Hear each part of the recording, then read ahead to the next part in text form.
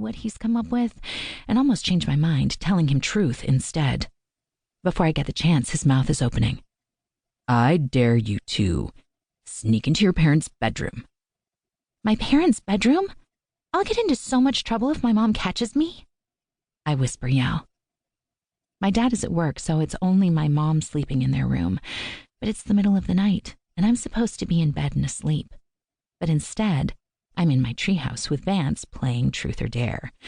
We'll both be in big trouble if our parents find out we're out here instead of in bed. Aw, are you chickening out on me? He teases, a mischievous twinkle in his eyes. My lips set into a firm line, heat creeping into my cheeks at his statement. No, of course not. I lift my head high, my chin jutted out. Not only will I go into the bedroom, but to prove that I did, I will also get something out of my mom's jewelry box. Oh, the stakes are high. He rubs his hands together. I'll be waiting here for you. Don't worry, you won't have to wait long. I'll be back in no time wearing my mom's pearl necklace. I smirk, confident as can be. Vance rolls his eyes at me, obviously not believing me, which only makes me want to prove him wrong more. There's a knot in my belly as I climb back down the wooden ladder, making my way through the yard and into the house I snuck out of a few minutes ago.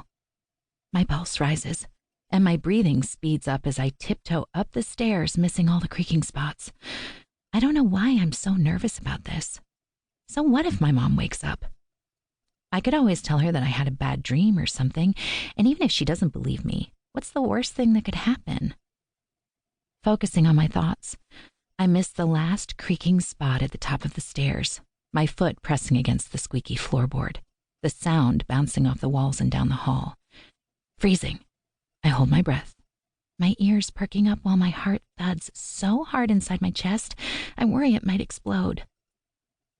The sound of whispering meets my ears a second later. There are two voices, but the only one I can make out is my mother's. Why is she whispering? Who is she talking to? Vance's mom is at the hospital for her night shift as a nurse, and his father's room is downstairs. He shouldn't be here. For a moment, I consider turning back around and crawling into my bed, leaving Vance and his stupid dare alone for the night. But I can't.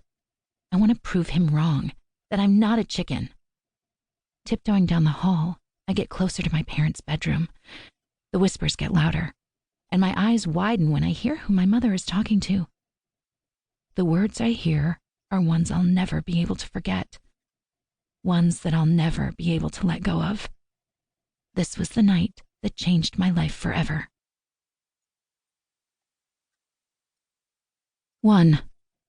Ava. Picking at the pink polish on my nails, I wonder how I got to this point, how I managed to find my way back to Northwoods after 5 long years of being gone. 5 years. That's how long I spent away from my childhood hometown. A place I had grown up, a place that I missed more and more every single day that I was gone. It wasn't the friends I had made or known my whole life, or even the house that I missed. It was the physicality of knowing a place, of having grown up in it. I had nothing to fear in this town. It was my world. After that night of Truth or Dare with Vance, my father kicked out Vance's family, leaving them homeless. Then he took my mother and me and moved us across state lines. We just left. We didn't even get to take all of our stuff.